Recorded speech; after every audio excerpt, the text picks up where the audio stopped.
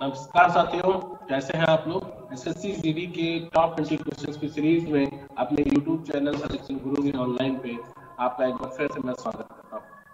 आज की एनालिसिस के बेसिस पे एसएससी जीडी के अपकमिंग शिफ्ट के एग्जाम्स के पॉइंट ऑफ व्यू से जो 20 बड़े महत्वपूर्ण सवाल हो सकते हैं, उन सवालों की सीरीज के साथ मैं एक बार फिर से आपसे जुड़ रहा हूं और उम्मीद करता हूं कि ये सवाल आपको फायदा दे रहे होंगे एग्जाम में और आप आसानी से पेपर को सॉल्व कर पा रहे हैं। स्टार्ट करते हैं पहला क्वेश्चन स्टार्ट करते हैं। ये मतलब ऐसे होगा ना, मिनिमाइज कर इसको।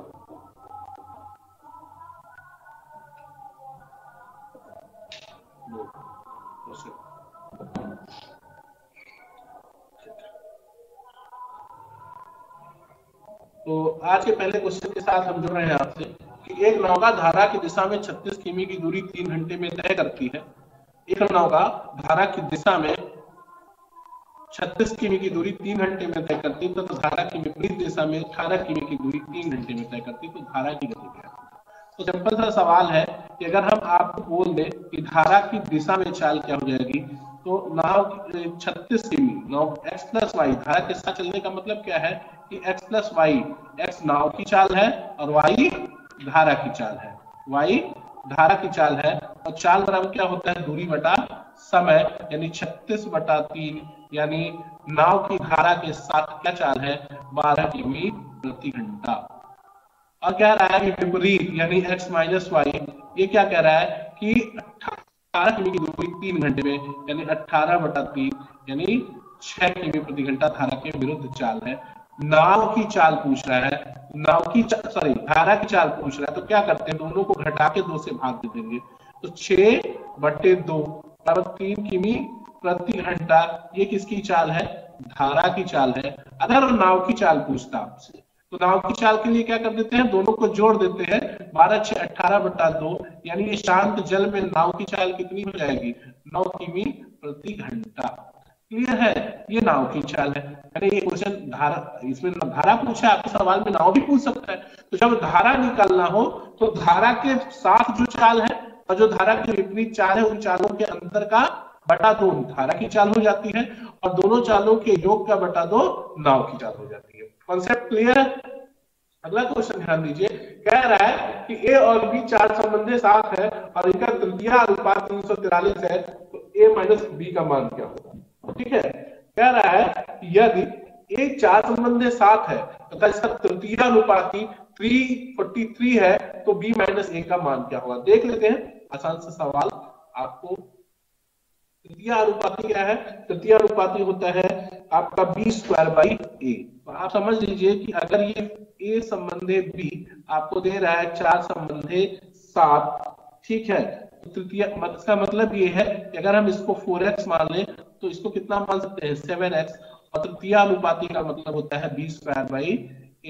तो b² कितना हो गया, b² a यानी 49x²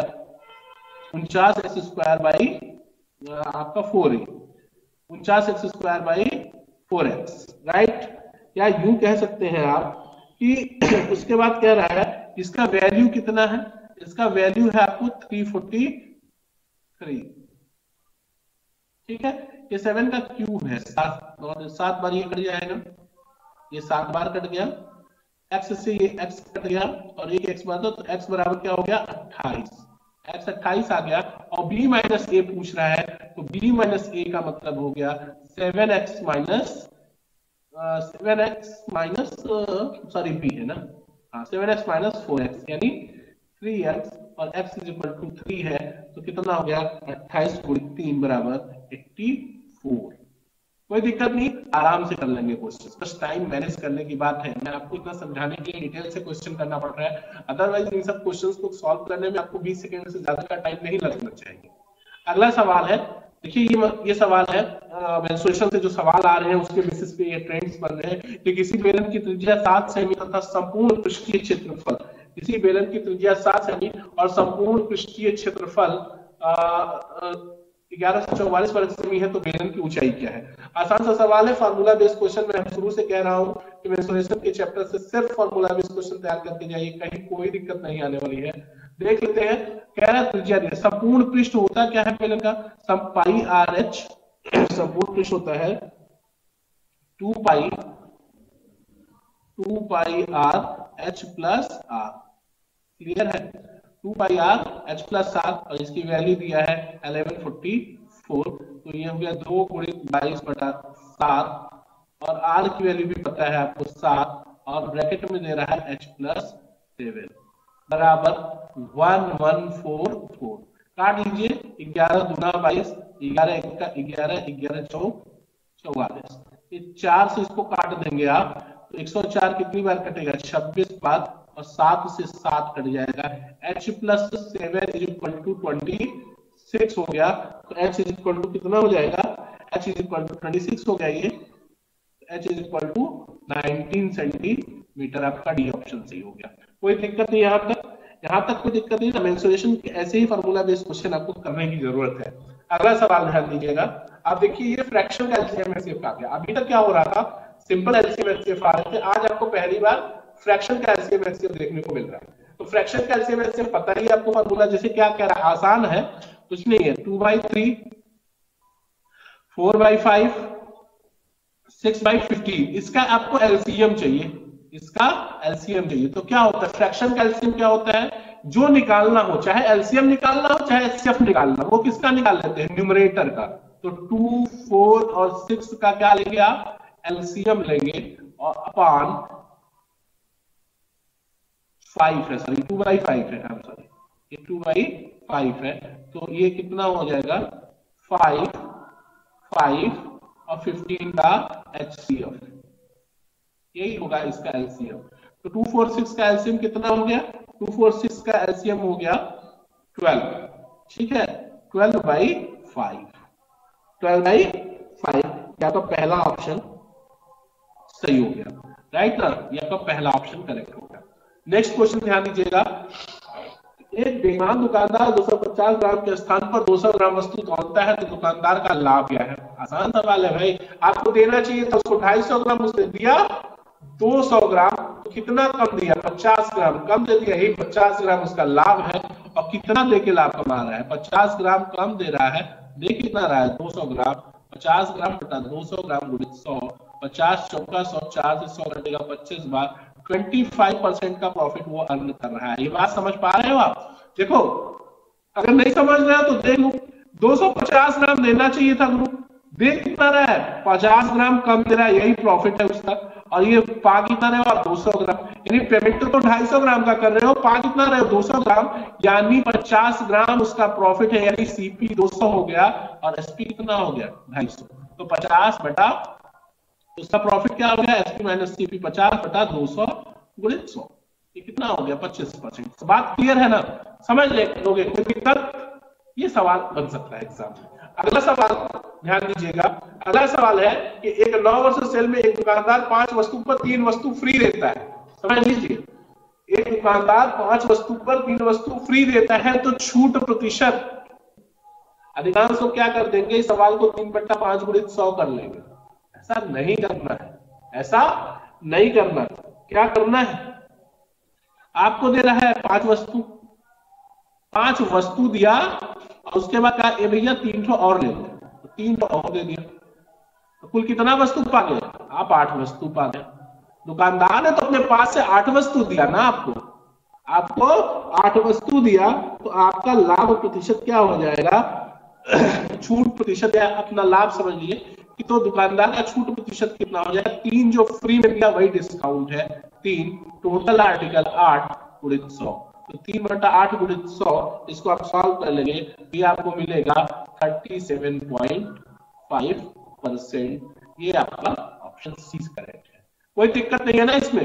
देखो, इसको 3/5 गुणित 100 अक्सर बच्चे कर जाते हैं, मुझे पता है, ऐसा नहीं करना है। ये पूरा जो छूट है वो आपको 8 वस्तु में से मिल रहा है, ठीक है? 3 वस्तु जो फ्री दे रहा है वो 8 वस्तु में से 3 वस्तु फ्री दे रहा है, 5 के आपके से पैसे ले रहा है, ठीक है?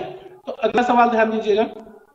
अगला सवाल है कि एक निश्चित राशि पर 12% वार्षिक दर से 2 वर्ष के चक्रवृद्धि ब्याज और साधारण ब्याज का अंतर 144 है, तो राशि क्या कीजिए? कुछ ना करिएगा, फार्मूला लगा दीजिएगा। आपको ढेर सारे ट्रिक्स मिलेंगे, मैंने खुद भी बताए हैं, लेकिन आपको उसके जानने की जरूरत नहीं है, सीधा आपको फार्मूला लगा देना है। D is equal to P R/100 का देखिए कभी कभी होता क्या है ना, कुछ सवाल ऐसे होते हैं जो बहुत आसानी से किसी एक फार्मूले से लग जाता है, इसलिए बहुत टेक्निकल सोचने या उस क्वेश्चन को क्या सोल्यूशन लेंथी प्रोसेस में ले जाने का कोई मतलब नहीं है। जैसे यहाँ डिफरेंस कितना हो गया भैया, 144 हो गया।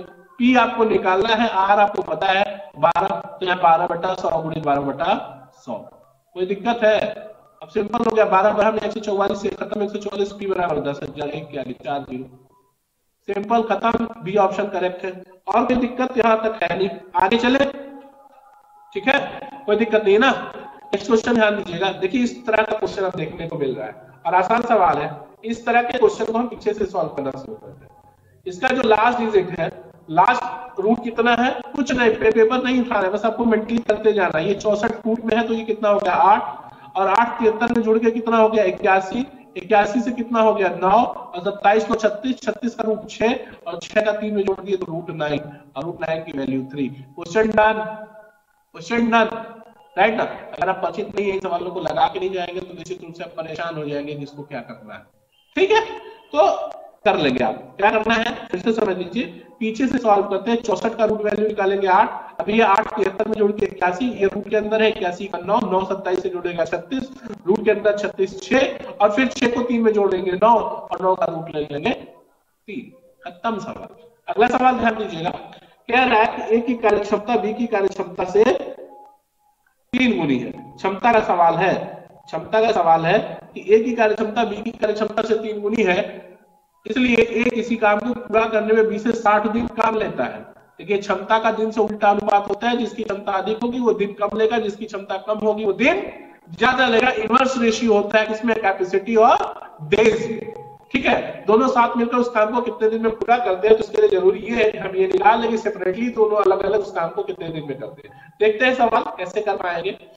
देखिए ए और बी है, ए और बी, इनकी क्षमता का क्या अनुपात है भाई, बहुत सिंपल सी बात है, इनकी क्षमता का अनुपात कह रहा है ए की क्षमता बी से 3 गुनी है, यानी ए की 1 है तो बी की सॉरी एक बी की क्षमता का 3 गुना है ना, ये गलत हो गया। कह रहा है ए की क्षमता बी से 3 गुनी है, यानी इसको काट देता हूं मैं, ठीक। ए की 1 है तो बी की 3 है, ठीक, कट है ये कुछ नहीं। क्षमता हो गया तो दिन का क्या अनुपात आएगा, दिन का अनुपात आएगा 1 और 3, यानी जो काम ए 1 दिन में करेगा बी 3 दिन में करेगा, राइट ना। और कह रहा है कि इनके दिनों का अंतर, अभी देखो जो काम 1 दिन में ये करेगा ए, बी 3 दिन में करेगा, तो इसका अंतर कितना आ रहा है, रेशियो का डिफरेंस कितना आ रहा है, ये रेशियो का डिफरेंस है 2, और 2 डिफरेंस बराबर ले रहा है कि बी से 60 दिन कम लेता है, यानी 2 बराबर 60, 2 बराबर 60, 1 बराबर 30, यानी ए कोई काम 30 दिन में करता है तो बी वही काम 90 दिन में करता है। दोनों मिलके कितने दिन में करेंगे, तो सिंपल, ए काम 30 दिन में करता है, बी उसी काम को 90 दिन में करता है। एलसीएम 90 हो गया, ये हो गया 3 और ये हो गया 1, एक दिन का काम 4, 90/4, 45/2, 22 सही 1/2 दिन। कोई तकलीफ है, बात को फिर से समझ लो कि क्षमता का अनुपात 3 संबंध 1, तो दिन का अनुपात 1 संबंध 3, क्लियर। यानी कोई काम ए 1 दिन में करेगा तो बी 3 दिन में करेगा, आनुपातिक अंतर 2, और दे रहा है कि दोनों के काम करने में जो दिनों का अंतर है वो 60 है, यानी 2 अनुपातिक अंतर 60 के बराबर है, तो 1 30 के बराबर होगा। तो एक अच्छा ए कितने दिन में काम कर रहा है, 1 दिन में, तो ए कोई काम 30 दिन में कर रहा है तो बी उसे 90 दिन में करेगा, और अगर दोनों मिल जाए तो काम 22 सही 1/2 दिन में डन हो जाएगा। कोई दिक्कत, ठीक है ना। अगला सवाल ध्यान दीजिएगा, एक दुकानदार ने किसी वस्तु को अंकित मूल्य पर 30% की छूट पर खरीदा और उसे अंकित मूल्य पर 40% के लाभ पर बेचा, अंकित मूल्य पर 40% के लाभ पर बेचा, दुकानदार का वास्तविक लाभ ज्ञात कीजिए। बहुत सिंपल सा सवाल है भाई, ये तो ऐसे ही हो जाएगा। एक दुकानदार ने किसी वस्तु को अंकित मूल्य पर 30% छूट पर खरीदा, मान लीजिए अंकित मूल्य 100 रुपए था, 30% की छूट लिया तो कितना पे खरीदा 70, और उसने अंकित मूल्य पर 40% के लाभ पर बेच दिया, यानी 100 का अंकित मूल्य था, 40% अंकित मूल्य पर लाभ लेने, यानी 140 में बेच दिया।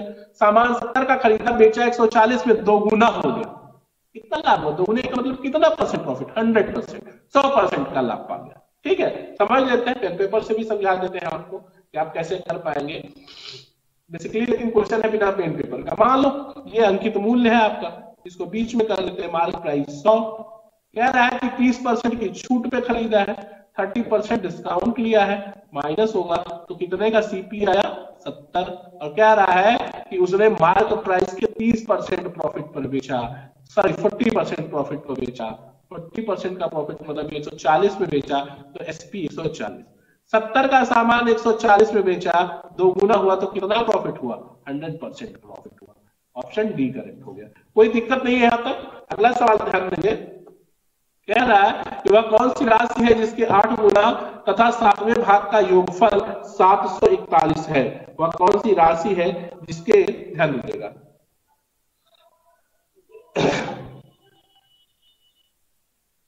कह रहे हैं कि वह कौन सी राशि है जिसके 8 गुना, यानी मान लेते हैं संख्या अगर x है तो 8x और उसका 7वां यानी x/7 का योग कितना है भैया, 741 है, तो 7 बटे 56, 56 एक 57x बटा 856 एक 57, 57x/7 is equal to 741, 741।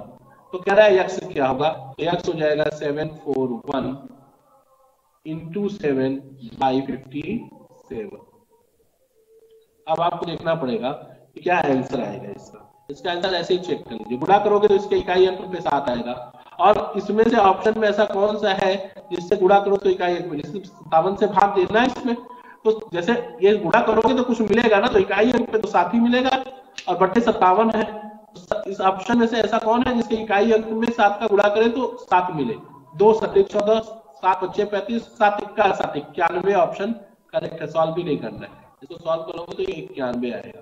Done है, कोई दिक्कत नहीं ना, कर लोगे। यहां तक कोई दिक्कत नहीं, कोई दिक्कत होती है तो कमेंट सेक्शन में कमेंट जरूर शेयर करिए। नेक्स्ट क्वेश्चन है कि 8 क्रमागत सम संख्याओं का औसत 25 है, इसमें से सबसे बड़ी तथा सबसे छोटी संख्या का योग ज्ञात कीजिए। मेंटली कर सकते हैं। औसत यदि संख्याएं क्रमागत है या संख्याओं के बीच का अंतराल समान है तो उस सीरीज में जो संख्या होती है औसत, वो बीच वाली संख्या होती है, बीच वाली संख्या होती है, ठीक है। और जब चूंकि क्रमागत सम संख्याएं हैं तो क्रमागत सम संख्याओं का औसत भी सम संख्या होगा, लेकिन यहां विषम दे रहा है। यानी औसत क्या होता है, औसत हमेशा चाहे संख्या क्रमागत हो या समान अंतराल की हो, तो औसत हमेशा बीच वाली संख्या होती है, और ये 25 हो गई, ठीक। ये बीच वाली संख्या, बीच वाली संख्या। अब आप देखो, इससे एक घटा दोगे तो 24 और एक बढ़ा दोगे तो 26। संख्याएं कितनी है, विषम संख्याएं हैं, क्रमागत समय, तो 24 के बाद 26, 26 के बाद 28, 28 के बाद 30, 3 इधर हो गए, इधर हो गया 22, इधर हो गया 20, और इधर हो गया 18। सबसे बड़ी और सबसे छोटी संख्या का योग, तो 30 40 48, ठीक है ना। इनमें से सबसे बड़ी तथा सबसे छोटी संख्या का योग क्या होगा, ठीक है। तो सबसे बड़ी और सबसे छोटी संख्या का योग कितना आ गया, 28 2 30, 4 4 8, कितनी संख्या है, 4 3 7, ये 32 है, 4 इधर 4 उधर, 32, 32 और 18, 32 और 18 जोड़ेंगे तो कितना हो जाएगा, 32 और 18 का योग आ जाएगा आपका 50। ये दोनों का सम कितना हो जाएगा, 50। तो ऑप्शन आपका 50 आ जाएगा, 18 प्लस 32 बराबर 50। तो संख्या क्या हो गई, 50, योग 50 हो गया। अगला सवाल कह रहा है कि दो संख्याएं तीसरी संख्या से क्रमशः 25% और 65% अधिक है, दोनों संख्याओं का अनुपात ज्ञात कीजिए। अरे भैया कुछ नहीं, 125 संबंध 165 कर दो, खत्म बात। देख लेते हैं, कह रहा है कि दो संख्या है तीसरी संख्या, मान लो कोई तीसरी संख्या है 100, एक संख्या इससे कितनी अधिक है, 125% 125 है, और ये 165 है। क्या पूछ रहा है, अनुपात पूछ रहा है। 25 से 165 का अनुपात 5 से काट दोगे तो 25 25 125, इधर काट दोगे तो 33 है, 25 संबंध है 33। लास्ट ऑप्शन आपका सही है। क्लियर है। अगला सवाल ध्यान दीजिएगा। नेक्स्ट क्वेश्चन कह रहा है कि किसी अर्धगोले की त्रिज्या 21 सेमी है, इसका आयतन कितना होगा। अर्धगोले की त्रिज्या 21 है, तो आयतन क्या होगा। देखो यार, एक ट्रिक आज मैं आपसे डिस्कस कर लेता हूं। आयतन हो, क्षेत्रफल हो, संपूर्ण पृष्ठ हो, हमेशा पाई से गुणा होता है, यानी 22 से गुणा होता है। और 22 से गुणा का मतलब है कि जो संख्या 22 से गुणा होकर आएगी वो संख्या निश्चित रूप से 11 से कटेगी। इस ऑप्शन को चेक करो पहले वैसे ही कि कौन सा 11 से कट रहा है। 11 से कटने का क्या रूल है? 5 1 6 6 8 14 और ये 8 और 0 नहीं कटेगा 11 से। यहां से क्या हो गया? 4 1 5 4 9 और ये 9 और 0 9, ये 11 से कट सकता है, देखेंगे अभी इसको। फिर ये कितना हो गया? 4 1 5 और 6 1 7, ये भी नहीं घटेगा। और ये हो गया 5 2 7 5 2 7 और 7 6 13 और ये भी नहीं घटेगा। लो भैया, निकाल दिया बिना पेन पेपर सवाल। समझ पाए भैया? देखो सवाल देखो, क्या होता है गोले का आयतन? 3/2 सॉरी 2/3 2/3 पाई आर क्यूब। अब आप एक बात बताओ कि 2/3 22/7 आर 3 बार 21 गुणित 21 गुणित 21 है ना। कैलकुलेशन लेंथी कैलकुलेशन है कि नहीं? मानते हो ना कि कैलकुलेशन लेंथी है? नहीं करेंगे कैलकुलेशन भाई। 22 से गुणा होगी तो ये रिजल्ट आएगा, जो भी रिजल्ट आएगा अपना। और 22 के गुणनफल से प्राप्त कोई संख्या 11 से विभाज्य होगी, ये गारंटेड है, क्योंकि कोई भी संख्या अपने गुणनखंडों से विभाज्य होती है। तो 22 से गुणा करके आएंगे तो 22 से जो कटेगा वो 11 से भी कटेगा। और 11 से विभाज्यता को सिर्फ इस ऑप्शन में एक ऑप्शन भी आपका सेटिस्फाई कर रहा है, बाकी कोई भी ऑप्शन नहीं सेटिस्फाई कर रहा है। तो आप इसी तरह से कर लोगे क्वेश्चन, कोई दिक्कत ही नहीं है। ठीक है ना। 11 से विभाज्यता का नियम जान लीजिए। कोई भी संख्या देख लेते हैं 19404।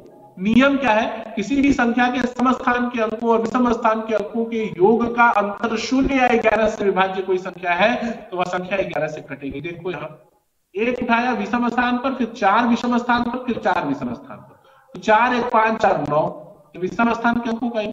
सम स्थान पर 9 है और 0 है तो योग कितना हो गया? 9 हो गया।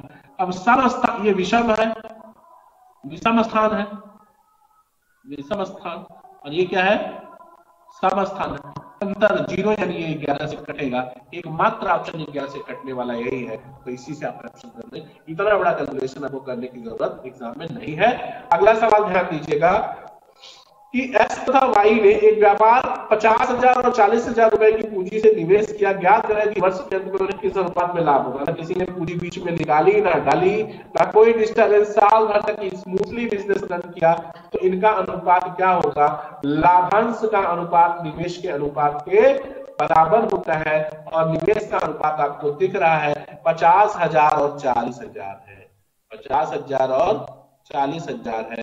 4 0 इधर से निपटा दो, 4 इधर से निपटा दो, 5 संबंधे 4, ये निवेश का अनुपात है, ये इन्वेस्टमेंट है। तो प्रॉफिट भी इसी ही रेशियो में होगा।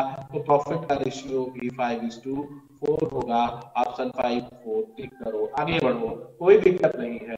अगला सवाल ध्यान दीजिए कि रवि एक परीक्षा में 72% अंक प्राप्त करता है। अगर ये 360 अंक है तो अधिकतम अंक कितना है? अब ये सब सवाल बहुत आसान है, 500 कर लेंगे। कैसे भैया? 72% 360 है, 72% बराबर 360। 36 से काटो, 36 दहा में, 36 दूनी 72, 1 बराबर 5, 1% 5 के तो 100%, 500 के। मेंटली सॉल्व कर लेंगे, बी ऑप्शन करेक्ट है, कोई दिक्कत यहाँ तक नहीं है। अगला सवाल ध्यान दीजिएगा कि 37 ने 198 वस्तुओं को बेचने से 37 को 198 रुपए में वस्तु बेचने पर 12% की हानि होती है, तो 8% लाभ कमाने के लिए उसे वस्तु को कितने में बेचना होगा? ठीक है, देख लेते हैं। कह रहा है कि 198 में जब बेच रहे हो आप तो कितने का लॉस है? 12% का। तो लॉस 100 माइनस, तो कितना हो गया? आपको 12% का लॉस हो गया, तो मिला कितना? 88। कोई तकलीफ नहीं। 8% का प्रॉफिट चाहिए आपको। 8% का प्रॉफिट मतलब 100 प्लस 108% क्या होगा? यही पूछ रहा है। तो 198/88 गुणित 100, कोई दिक्कत नहीं है ना? ठीक है, सॉल्व करो इसको। इसको जब आप सॉल्व करते हैं तो आपको मिलता है 200, सॉल्व कर लीजिएगा, 11 से भी कट जाएगा, 11 का 11, 11 11 88, 18 बार कटा 11 से, 11 88, ठीक है, 8 से काटोगे तो